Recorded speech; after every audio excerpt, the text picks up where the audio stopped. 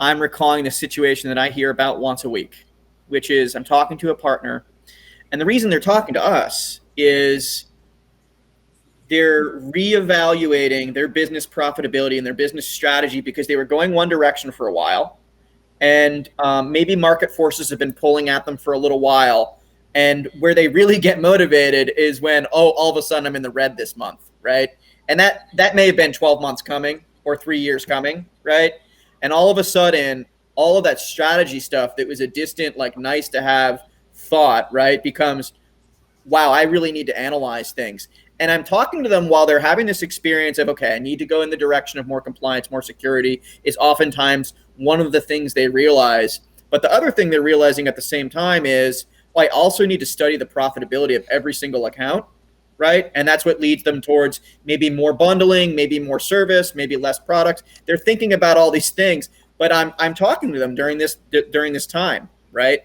And they say, I don't even, I've got 47 customers, and I know that there's these 3 really good accounts, and I know that there's these 3 really annoying accounts I should probably fire, right?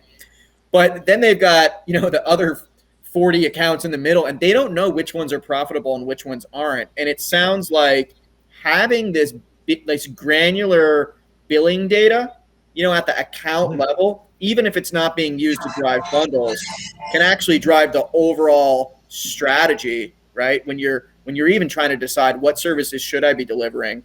And that even if you're not billing these things out to the customer, having that granular level of data is pretty critical at that moment where the MSP is looking to really strategize around operational changes. And so that's, it sounds like I got another recommendation on my list for at least once a week. And it's funny because you hit the nail on the head. Like, you need to know which one is most profitable and where do we dedicate our time and our focus.